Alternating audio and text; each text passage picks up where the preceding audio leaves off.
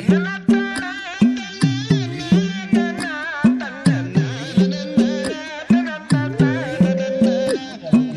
મુલાકાતે આવ્યા છીએ અને અહીંયા આપણી સામે ઉપસ્થિત ડોક્ટર વિક્રમભાઈ રાઠોડ, કમલેશભાઈ ઉપસ્થિત છે, એટલે એમનું પણ આપણે સ્વાગત કરીએ છીએ કે જેમને આપણને પીએસસી કેન્દ્રની મુલાકાત લેવાનો મોકો આપ્યો એ બદલ નિવાસીસ પરિવાર વતી તમારો ખૂબ ખૂબ આભાર વ્યક્ત કરીએ છીએ। અને આપણા જીવનની અંદર હેલ્થ, વેલ્થ અને એજ્યુકેશન જે મહત્વનું છે એ બાબતની અંદરથી જે હેલ્થ જે વ્યક્તિની તંદુરસ્ત હશે તો જે તમારું જે આયુષ્ય છે અને તમે જે જીવનની અંદર લક્ષ્ય નિર્ધારિત કરો છો ત્યાં સુધી પહોંચી શકો છો। કારણ કે જ્યારે તમે મજબૂત સામાન્ય રોગોમાં કેવા કેવા રોગો થાય? અત્યારે શિયાળાની સિઝનમાં કેવા કેવા રોગો થાય બધાને?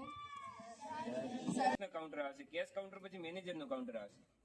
કેશ મશીન આપણે પૈસા ગણે હોય, કમ્પ્લીટ તમારે 100 બંડલ 100 ની નોટ હોય કે 500 ની નોટ હોય, મશીન ગણવા માટે ટાઈમ ઓછો લે, કેમ કે આપણે ગણીએ તો ટાઈમ વધારે જાય, એટલે મશીનથી ગણાય પૈસા ટાઈમ ઓછો જાય।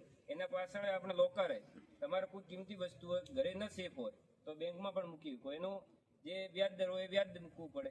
બાકી પાછળ કેશની તિજોરીમાં આપણે લિમિટ પ્રમાણે કેશ રાખીએ, અને કોઈ પણ કામકાજ હોય ત્યારે કોઈ નાનો છોકરો હોય એને પણ સારો જવાબ મળે, તમારે પણ ખાતું ખોલવાનું હોય તો ગમે ત્યારે આવી કોઈ 10 થી 5 ના ટાઈમે, અને કોઈ પણ કામ હોય નાનામાં નાનું તો પણ આપણે બેંકમાં થશે કે બીજું બધા મજા આવે ને?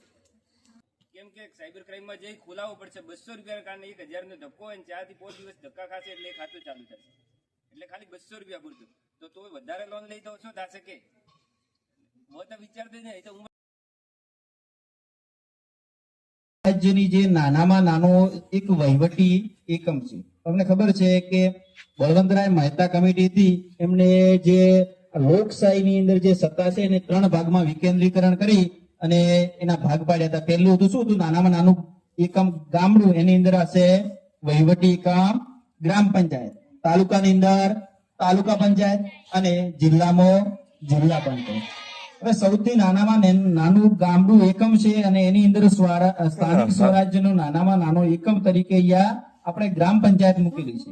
ગ્રામ પંચાયતની અંદર આપણા દાખલા તરીકે આપણે જન્મનું પ્રમાણપત્ર લેવું હોય, મરણનો દાખલો લેવો હોય, અથવા તો ગ્રામ પંચાયતની અંદર સરપંચશ્રી અને તલાટી સાહેબ હોય છે। સરપંચશ્રી એ ગામનો વહીવટ બધું સંભાળવાનો છે, બહારથી ગ્રાન્ટો આવે છે, એ ગ્રાન્ટો લાવવાની, અને તલાટી સાહેબ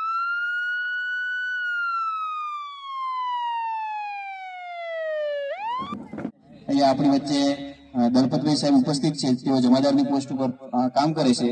તો આપણે શાળામાંથી જણાવીએ છીએ કે તમને બધાને પહેલા તો વસ્તુ ડર હશે કે પોલીસ શું હોય, પોલીસથી અમુક ઘણા વિદ્યાર્થી શું ડર હોય, આપણે અહીંયા સાહેબ આપણને માર્ગદર્શન આપશે કે પોલીસ શું હોય, પોલીસ સ્ટેશન, પોલીસની કામગીરી શું હોય, દરેક બાબતનું અહીંયા ગુના શું હોય, ગુનાના કેવી રીતે થતા હોય, એના માટે નિવારવા માટે એક નાગરિક તરીકે આપણે શું ફરજ હોય એ બધી બાબતની સાહેબ આપણને માહિતી આપશે।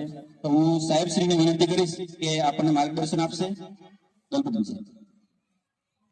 મિત્રો,